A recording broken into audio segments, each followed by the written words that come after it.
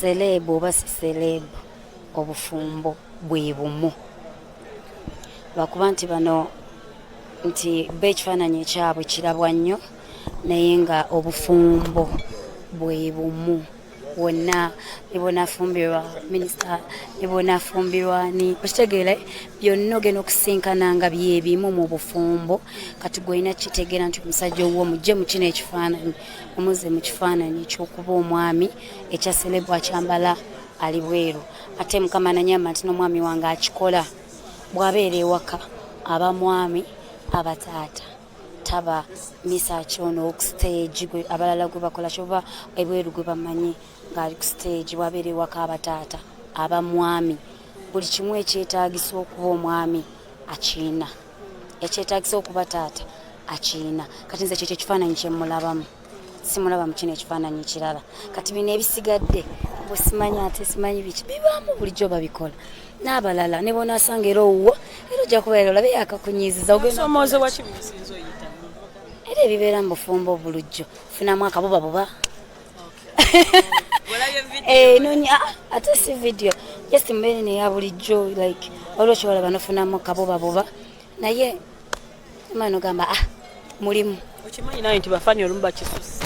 naye mulimu bambi n'okwagala nako balina kungi sometimes bw'oba wakakiyingira oba olaba nga bakisusa naye bw'olwawo ennyo ate bambi n'olaba. That is Mukyala Nakai for you oba muyite Mukyala Mesarch Semakula story tuliddewo gireeta banaatusonyiwa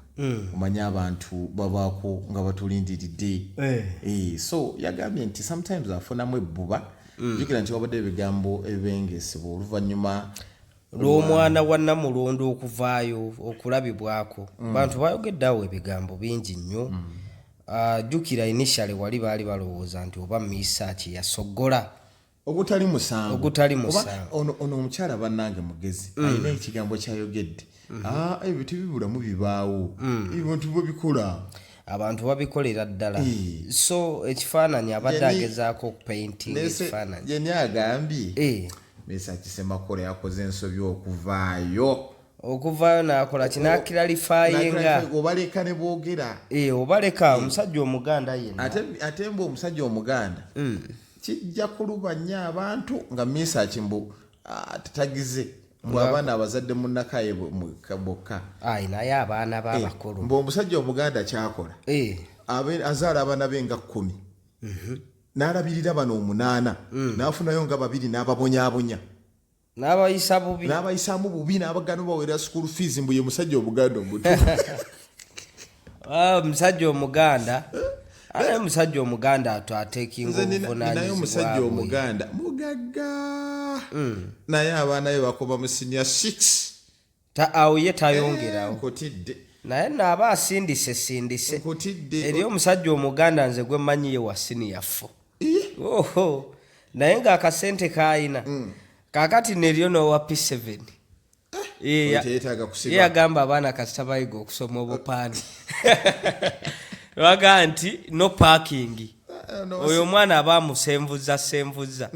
naye nga Nakai abadde agezaako okusiiga ekifaananyi abafumbo bonna kye bayitamu. I liked the way Nakai engeri gya reasoning ani nosanga abakazi abawana senga si lutalo omusanga mawulire wagenda eno yekola obusolosolo akola atya naye Nakai avuddeyo n'asiiga bulungi nnyo ekifaananyi ekibeera mu bufumbo kyenkakasizza omukyalo ono mugezi aga ebiba mu bufumbo ye ne wabanga owe oba siwe naye nga papa yavuddeyo n'aclarifyinga bulungi ndowooza mwakitegedde omusajja omuganda nga bakekeza ennyago ate tebagambwa omusajja omuganda omugambako kakati era bano batunyumizanga eddambu yawasanga bamaama 5 mu nnyumba emu ennaku zonna okyabiyininkiza kati nokikolerawa tebayinza nno kulaawa beeko baana babiri ne bakkuba ate nabo ne bamala ne beekuba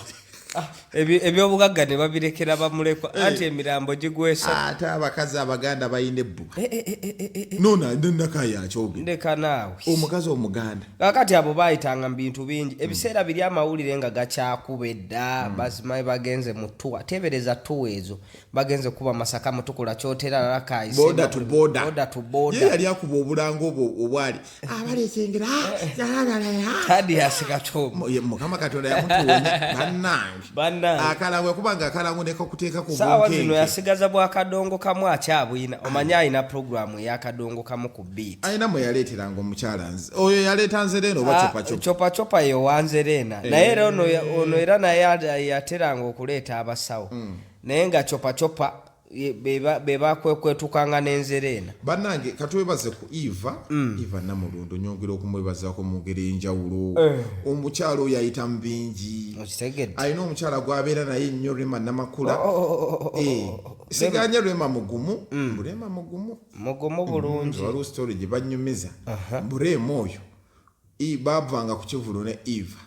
Eva n'atuuka nga ne transport amuzze wakata mulina Rema nga amaze okukwata akasente ate kati ffe tubanyumiza ababeera abantu balowooza omuyimbi woba onaamulyamu ssente togeza mmusemberera bbeera naye akumanyira atandika kumanyira abajja kutyoba omwako ka distance ako era nzaawo wentiira Namulondo mukazi mugumu ate akuuma ebyama amanye ebyama bya Rema ye Namulondo n'amala akuteerako buteezi teweewuunye newaleeta akateepu ng'aleetamu episodes nga nno kayinza okubaako ettundi ku byama byayina naye tumulabangako mu buvuyo tumulabangako mu mawulire mukyala anyirira bibye kwegamba buli kimu kuba kati olwo omwana omulaba gibadde emyaka emeka naye bano abaana abeeyagala okwemulisa olaba kati bakola bino ebintu aba yakalufuna ndufunye shawa lwa myezi ebiri okimanyi nti lwalufunye olubuto lukyali munda mu lubuto lwa maama we atandikirawo okukola birthday bwajjukira ennaku z'omwezi we yalufuna batandikirawo okutijjukana simalowozezza wikisi bbiri okimanyi nti ne mu ssaga zino Namulondo tavuddeeyo okukola atayogera musirise talina kyagamba asobola bannamawulire baawano n'abantu bannamawulire baawano kasita omala obbategayo ekigambo okomawo oyogera kiri babuloga bajja kunoonya bannamawulire bakunoonya kati olabako n'ensonga ya bakuleetera okukubagana ono wali omuwuliddeko dinga olaba baateeze Nakayi ate papa yabadde eri nga yeeteekateeka kugira bagukiriza mugwe ate Nakayi yayagala dda nayo okwogererako mukugambye guno gwabadde mu gundi omukulu anti tamuganya omukulu ye kasita ojja mujagala ku Nakayi interview ne waba talina kisaati kyakwambala omanyi wali ku kirabo kye ekyemmere waliwo ka butiiki yakakookerako azambalira ku mugongo gatandika anti abagamba tajja kwogera naye ate munanga amafuta gammwe ensonga eyo Nakayi nagimanyi ebyo mbizike tabimanyi nno n'okubyogerako ensonga kijanga ate kiba naye muvuza amafuta temuyinza kuddayo ku lunaku lw'abakyala eyatuulawo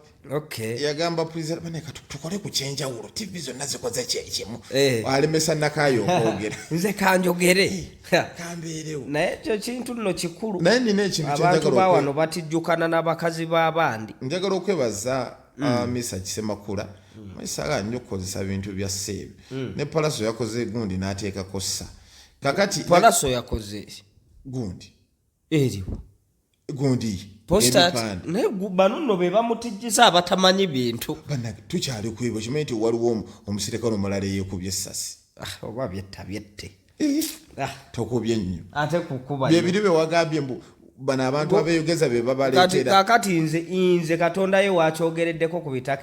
bitabo ebitukuvu Bibuliya ne Korani bwe wetta ogenderawo direct mu muliro nze lwaki mba musaasira talina baana bakulabirira na family mbu yeekubye essasi yabadde asinga ennaku ku duniya nze nalabye abantu bano gundi bateekayo nnyo amatu ne batandika bannanga abasirikale bakamba bajja kwekola ekintu kati wuyo yakyekoze nze senga yabadde akubye neiba oba omuntu atabiriiko nayo yeyese yeetunuzaamu omunsi yabadde agiko bannange njagala okwebaza mwami Mesarch abaana be muwulidde baweereza buddaza wali ku gundi ye abaana abayigiriza bizinesi teri teri kuteekateeka kusinga baweereza budaza era ogenda wa Mesarch abaana be babeerawo tokuleetereka juisi ate abaana babeera smart papa akoze kyamaanyi okuteekateeka mbu alina ennyama y'omubokisi mbu alina entamu ennene yabukozesa obubokisi obwo yafuna bano abagundi abakola obutamu nabano abakola ebigundi abakyala mwe basevingira ebikebe abanno nga bakola obubokisi gavumenti ebatuyambeko bebaleesa inflation mu ggwanga anti abakyala buli kasente wansi wa kitanda buli kasente wansi alyoka kuliisa emukena wamaanyi nnyo bibokisi ebyo bibatukookera so Nakayi kununo yavuddeyo n'abanga ayogera bannange musanyufu yadde agaana kwogera naku lulamba alabika bayithawo bano abasajja bonna balina engeri gye bakipinza obulamu bwabwe nga buli private nduuzo ne mukulu Ronald Mayinja era omulaba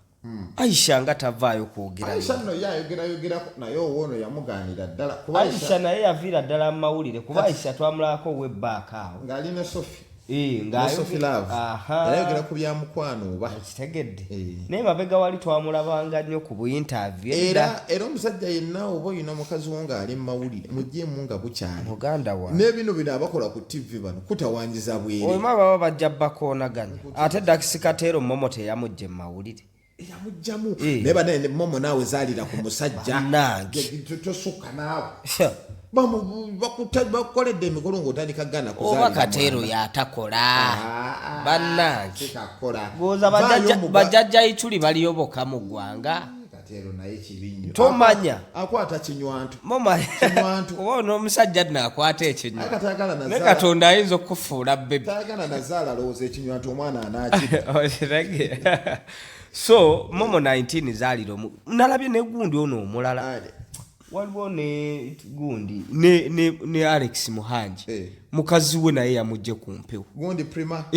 gundi prim yamujje ku mpewo bwe yamubuuzizza n'agamba bannange ewaka emmere gyeri bwe tuba ffenna tukola tubigiitana ku makya ejja asiika lyakakoolakoola terijja okitegeera ekyenkya sikitegeera naye kaakati kabeere ewaka kasite ekyokulya gyeki wagira nnyo mukyala wa muntu obeera mu media ndoozi olaba obuzibu gundi bwafuna yo media omwana onaani aliwo ono rape obuzibu bwafuna byebyo aye n'abasajja ate rape atinkiza ayina ono gwe yakolanga naye ayimba obulungi aliwo yenna ono Gabi naye bbawe yamujja okitegeera omwana Gabi oyo yamunaabona nawulira aliwanyumya emboozi yali agutunda n'ogutunda ng'aguza embo Gabi yagutundako awo emakindi then right now she's the most talented by the way kwe kulokoka okwo kwe kulokoka okwo omanyi abantu abalokokalokoka ebiseera ebisinga balina ensonga nnyingi ezibaleetera okulokoka nalabanga mbu Katuliki tajjaayo mbu Siraamu tajjaayo ng'alina okwegonzagonza omanyi abo balina engeri gye babakuumira mwoyo yeegonzegonze era n'abantu abasinga okulokoka ku byalo babadde basinga okuloga abantu ku byalo naye abantu bakkakkana kati n'oyo taba kuva mu mawulire osanga naye senga alinga rape kati rape yasigalako etabindeeba naye nga tewakyali kakodyo ate omukulu akyaliyo taliyo shirikana lwakyabyesigako anti yasigaza linnya kyenganga woneeyitanko mmani sente tewali gwe tolaba ne Farida Ndawusi omanyi weweekwokerako ekyo ekitiibwa ekyo omusajja akukyawa nebikusigalako onoonya bwokyetaggulirako tolaba abantu bamanyizizza jjukira kati ono tannaleeta kyoma kipya akyali awo ndowooza bakyamwetegereza abasajja abasajja batya abakazi abo ate bamwagaza babbeeyi bazibu basumbuwa buli kazinako alina okwambala okutonnya mmondi saawa bina babasumbuwa batonnya mmondi banaatonnyako disse wannyana oba gganja bannange naye nno mmooni oyo naye lwali lusajja ndowooza nga lwekola ebintu mu Buganda wano bannange ku 0754949325 oba 0788945753 Bebasha Fake Property Services batunda ettaka lirwali Wakiso mpijika abasanda gundi mpijika abasanda bane Wakiso wakyannemeramu mpijika abasanda genda ogula poloti futa 25 kwa 5 milioni 2 ate futi 5 ku 10 milioni 4 okugenda waggulu bakola kasawuza sementi 5 basangibwa mutundwe kisigula ku Namwaya Road bigenda oberenga ogenda bakuwa ettaka eri omulembe baguze va mu bafere kutawaanya bafere nno batawaanya ekyapa ku mmeeza batunda simanya poloti ya $7.5 million oleeta $7.5 balipimira mu mikebe